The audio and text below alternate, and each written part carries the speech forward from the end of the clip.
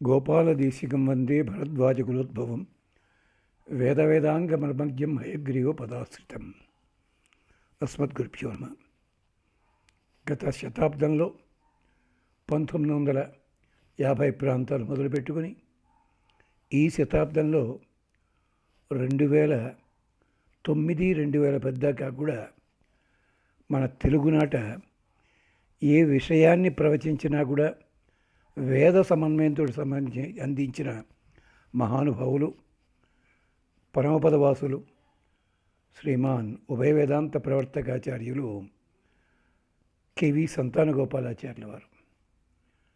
వారి ఉపన్యాసాలు విని స్ఫూర్తిని ప్రేరణని పొంది 1996 మొదలుపెట్టి వేదంలోంచి విశేషాలని గమనిస్తూ వచ్చి క్రమంగా వేద విశేషాలతోటే అన్ని రకాల టాపిక్స్ చెప్పడం అలవాటు చేసుకుని 2000 సంవత్సరం నుంచి అదే ఒక వ్యసనంగా పెట్టుకోవడం జరిగింది.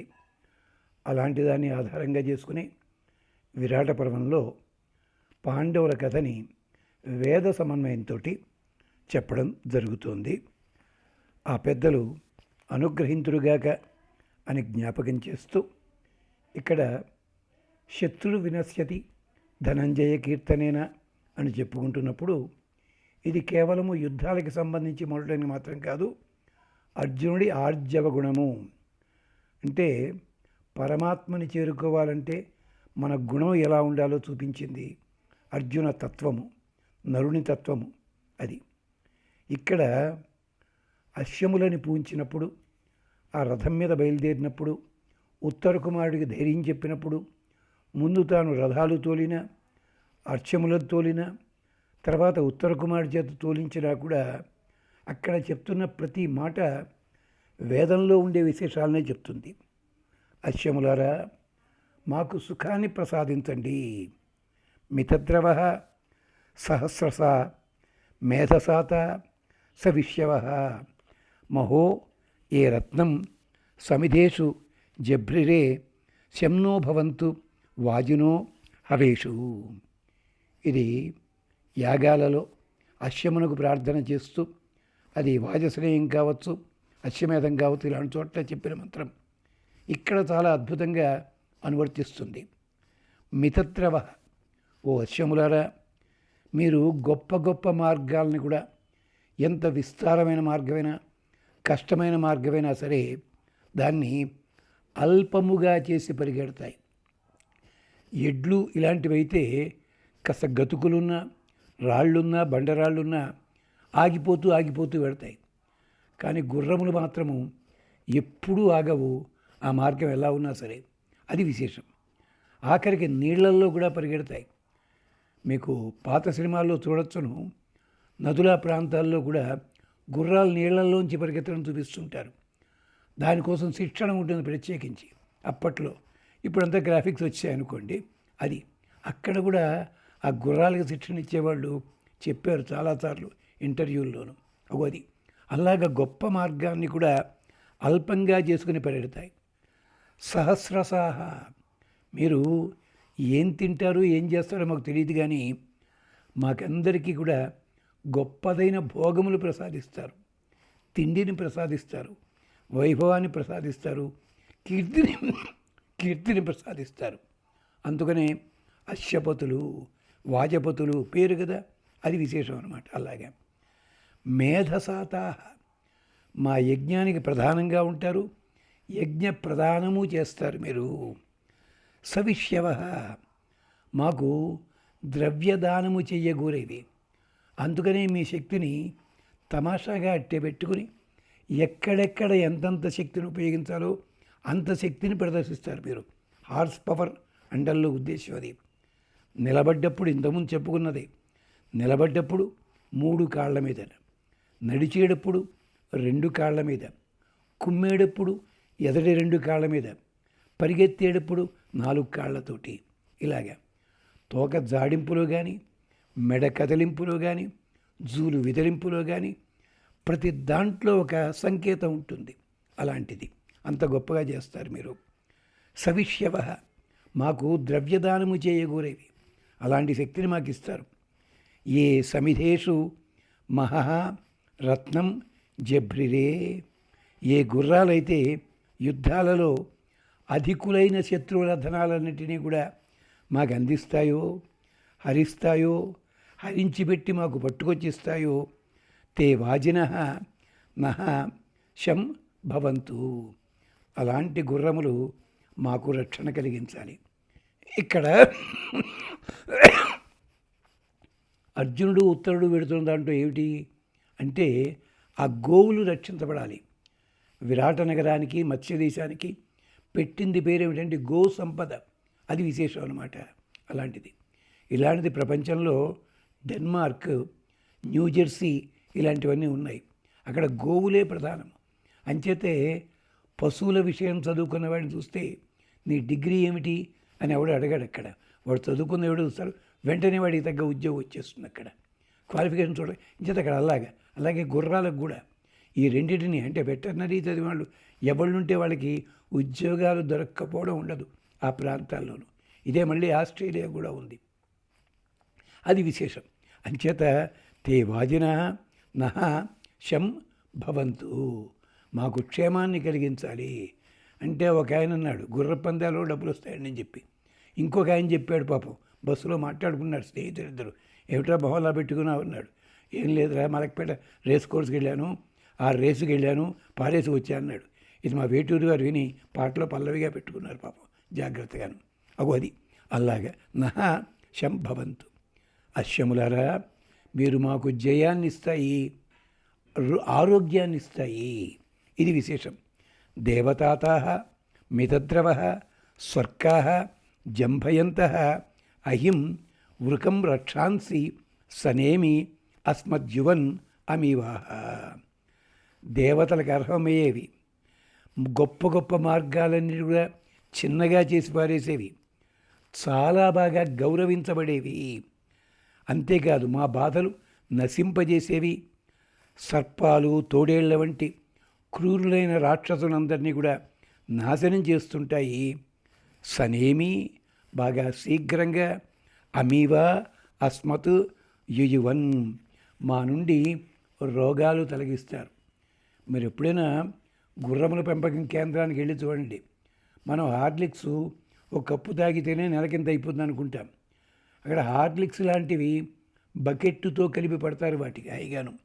తిండి కూడా అలా పెడతారు, ఎక్సర్సైజ్ కూడా ఉంటుంది. ఒక్కసారి గుర్రము ఎందుకు పనికిరాదని తెలిస్తే మాత్రము దాన్ని వదిలిపెట్టరు. దురదృష్టమే, కాల్చి పారేస్తారు, దాన్ని బతికించరు. ఎంచేత అది బతికుండి వృధా అవుతుంది, అది ప్రమాదం తెచ్చిపెడుతుంది. అంచేత దాన్ని బలం ఇచ్చినంత అలా అంటే ఒకప్పుడు రాజులు కూడా అలాగే ఉంచి పనికిరాని గుర్రాలని మాత్రము అడవుల్లో వదిలేస్తుండేవారు. అది విశేషం. ఇలాంటివే అశ్వమేధ మంత్రాలు చాలా ఉన్నాయి. ఇంకాను కొన్ని మాత్రమే మనం చెప్పుకుంటున్నాం. చిన్నప్పటి నుంచి కూడా మాకు గుర్రములు అంటే చాలా అభిరుచి. ఎంచేతంటే మా ఎదురింట్లో వెంకటరామయ్య గారిని మాస్టర్ ఉండేవారు. వారి అల్లుడు బట్టల వ్యాపారం చేసేవాడు తణుకులో, మా తాడిపర్రు. అతను గుర్రబండి మీద వచ్చేవాడు సామాన్లు వేసుకుని. అతను వచ్చి మా ఇంటి ముందు గుర్రాన్ని కట్టేస్తే అప్పుడు నేను 3వ తరగతి 4వ తరగతిలో ఉన్నాను. స్కూల్ మానేస్తుండేవాడిని. ఆ గుర్రాన్ని చూస్తూ కూర్చున్నాడు వీధరుగు మీద. మా పెద్దక్కే చెప్పింది, ఆ గుర్రం అంటే ఎవరో తెలుసురా, అశ్వమేధం అంటాం కదా, అది కాదు. మనం అలాగా హయగ్రీవుడు అంటాం కదా స్వామి, ఆయన స్వరూపం. అంచేత నువ్వు స్కూల్కి వెళ్ళాలి ముందు, సాయంకాలం వచ్చి 4 నుంచి ఆడుకోవడం మానేసి వీధరి మీద కూర్చొని చూస్తుండు. పెద్దవాడిని అయిన తర్వాత మా అక్కయ్య ఎద్ది పెద్దక్కయ్య, ఒరే చిన్నప్పుడు గుర్రాన్ని అలా 5 ఏళ్ల పాటు చూసావురా, ఆ హయగ్రీవుడు అనుగ్రహమే నిగ్రహించిందన్న. అంటే గుర్రంలో గొప్పతనం ఒక సామాన్య మానవుడిని కూడా మాన్యుణ్ణి చేస్తుంది. అది విశేషం అన్నమాట. అలాగే అర్జునుడికి ఉత్తర కుమారుడు కృతజ్ఞత చూపించుకుంటాడు. కృతజ్ఞత చూపించుకునే విధానంలో కూడా ఈ గుర్రములనే పురస్కరించుకుని చాలా గొప్పగా చెప్తాడు ఆ మాట. అది కూడా ఒక్కసారి చూద్దాం ఎంత గొప్పగా అంటాడును. ఏమిటి? ఇంద్ర సుత్రామ స్వవాం అవోభి సుమృడీక భవతు విశ్వవేదా బాధతాన్ద్వేష అభయం కృణోతు సువీర్యస్య పతయ శ్యామ. ఇది అర్జునుడికి స్తోత్రంలా ఉంటుంది. కానీ ఇంద్రుడికి స్తోత్రము గుర్రాలతో పురస్కరించుకుని, ఇంద్ర మంచి ధనం కలిగినవాడు, సుత్రామ బాగా రక్షించగలవాడు. ఈయన లాంటివాడే కదా సుత్రామ. స్వవాం అవోభి అంటే తనని ఎవరైనా రక్షించడానికి కోరితే చాలు రక్షణ లేని వాళ్ళందరినీ కూడా బాగుగా రక్షించేవాడు. వెనకటికి సురవరం ప్రతాపరెడ్డి గారు కాబోలు కథ రాశారు.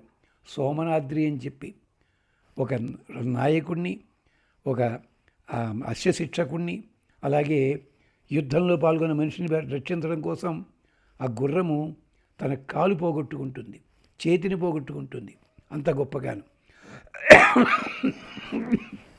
అలాగా అవోభి రక్షణ లేని వాళ్ళకి సుఖాన్ని కలిగిస్తాడు.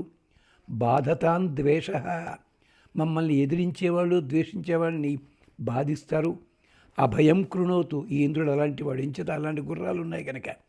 అభయం కృణోతు సువీర్యస్య పతయ శ్యామ అతని వల్ల మేము చేసిన పరిచర్యలు ఎంత గొప్పవో గుర్రాల వల్ల, గుర్రాలకు అధిపతి అయిన ఇంద్రుడి వల్ల మేము తెలుసుకుంటాము. బాధతాం ద్వేష మమ్మల్ని బాధించే శత్రువుని ద్వేషిస్తాడు, మా అపచారాన్ని ద్వేషిస్తాడు.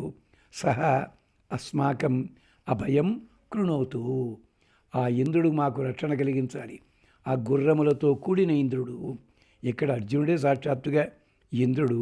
అంచేత శత్రువులకే మేము సువీర్యస్య పతయ శ్యామ శత్రువులకు కూడా అధికారుల మగుదుముగాక అంటూ ఇంద్రుడే అనుగ్రహించాలని చెప్పి గుర్రముల పేరు చెప్పి చెప్తున్నారు. సుత్రామ స్వవాన్ సహ అస్మౌ ద్వేష ఆరాతచిత్ యుయోత. బాబు గొప్ప రక్షకుడు వెయ్యా నువ్వు. మమ్మల్ని ద్వేషించేవాళ్ళు, మేము ద్వేషించేవాళ్ళు దగ్గరగా ఉన్న దూరంగా ఉన్న వాళ్ళ నుంచి విడిపించు స్వామి అని ఇంద్ర ప్రార్థన. ఇక్కడ ఉత్తర కుమారుడు అర్జునుడికే అది చేశాడు. అంతేకాదు పురోశ్రస్మై పురో రథమింద్రాయ సూషం అర్చత. అందుకని రథాన్ని నేను చాలా గౌరవించుకుంటాను, ఈ రథాన్ని జాగ్రత్తగా కాపాడుకుంటాను. ఎందుకని ఈ రథాన్ని గొప్పగా పూజిస్తాను నేను. ఇలాంటి ఇంద్రుడిని పట్టుకొచ్చింది, ఇలాంటి రక్షణ కలిగించింది. అభీకే చిదు లోకకృత్ సంగే సమత్సు వృత్త. ఆయన యుద్ధాల్లోపల వృత్రాసురుణ్ణి, శత్రువులని అవలీలగా చంపగలిగినవాడు, జయించగలిగినవాడు కదా ఆయన. అస్మాకం బోధి చోదిత మాకు చోదకుడు కావాలి, ప్రచేతన కలిగించాలి, ప్రేరణ కలిగించాలి.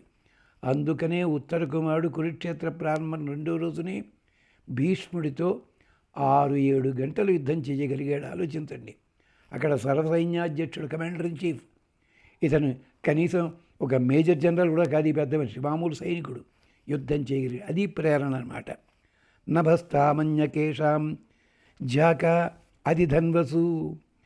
అభీకే చిరు అంటే శత్రువులని చంపగోరేవాడు. లోకకృత్ మాకు స్థైర్యాన్ని కలిగించాడు. అస్మాకం చోదితాబోధి మాకు ఇతర వ్యావృత్తుల నుంచి తొలగించి దీని మీదే దృష్టి పెడతాడు. అన్యదేశం శత్రువులందరినీ కూడా జయించగలడు. ఆ ధనాన్ని మాకు ఇచ్చిపెడతాడు. అది జాక నభస్తాం. ఇతడు అల్లెత్రాటిని చూస్తుండగానే, అల్లెతాటిని తగిలిస్తుండగానే శత్రువులంతా తల్లకిందులవుతారు. అలాంటి వాడిని ప్రదాతారం హవామ ఇంద్రం ఉభాహి హస్త వసున వృంజస్వ ఆశుప్రయచ్చ దక్షిణాత్ ఉత సవ్యాత్. 2 పక్కల నుంచి 2 చేతులకి నమస్కరిస్తూ ఆయన మాకు 2 చేతుల రక్షణ కలిగించాడు. అర్జునుడు సవ్యసాచి కదా అది. అంతేకాదు ఆతూభర మాకి రేతత్ వరిష్ఠ. ఇలాగా ఇంకా చాలా ఉన్నాయి. సమయం చాలదు కనుక వాటిని అక్కడితో ఆపాం. అర్జునుడు సవ్యసాచి కదా, అందుకనే అంటారు ఒక చోట, ఇంద్రస్య వర్జ్యోశ్రీ వార్తఘ్న త్వయా అయం వృత్రం వధ్యాత్. నీ భుజములు వజ్రాయుధం లాంటివి, ప్రహరణ సాధనములైనవి. అలాంటివి నువ్వు మాకు శత్రువులందరినీ కూడా వధిస్తావు. వృత్రుడు అంటే వృత్రాసురుడు మాత్రమే కాదు, ఆవరించి ఉండి జనాలందరినీ పీడించేవాడని చెప్పి. అంతేకాదు శత్రు బాధనాస్థ, నీ బాణములు అలాంటివయ్యా. పాతమా ప్రత్యంచం, ఎదురుగా వెళ్ళి బాణాలు పడాలి. పాతమా తిర్యంచ, అడ్డంగా కూడా బాణాలు వెళ్ళి పడాలి. అన్వంచం మా పాత, వెనక నుంచి కూడా పడాలి, కానీ పారిపోతుంటే మాత్రం కాదు. దిగ్భ్యో మా పాత, మమ్మల్ని అన్ని దిక్కుల నుంచి కాపాడాలి. విశ్వాభ్యో నాష్ట్రాభ్య మా పాత, మీరు అన్ని రకాలుగా ఉంటూ నాశన హేతువులైన ఆయుధాలన్నింటినీ కూడా మీరు తొలగించాలి అంటూ ప్రార్థన చేస్తున్నాం. ఈ బాణములన్నిటికీ అంటారు. అంటే బాణములకి, గుర్రములకి, రథాలకి, వీరునికి సంబంధించి మనకి భారతంలో ఎక్కడొచ్చినా, రామాయణంలో వచ్చినా ఇవన్నీ కూడా వేదవాక్యాలకి ప్రతిధ్వనులు మాత్రమే. అది గమనించండి, ఒట్టి మామూలు పదాలు కాదు. అది వ్యాసుడికి, వాల్మీకి ఉన్న గొప్పతనం. మా తాతగారు అంటుండేవారు, వాళ్ళ పేర్లు చెప్పేవారు కాదు, పెద్ద ఆయన చిన్న ఆయన అంటుండేవారు. పెద్ద ఆయన అంటే ఎవరన్నమాట? వాల్మీకి. చిన్న ఆయన అంటే వ్యాసుడు. మేము కూడా అదే ముద్దు పెట్టినాం, పెద్ద తాతగారు చిన్న తాతగారు అని చెప్పి. అది విశేషం. ఇతర విశేషాలు మళ్ళీ మాట్లాడుకుందాం. అంతవరకు స్వస్తి.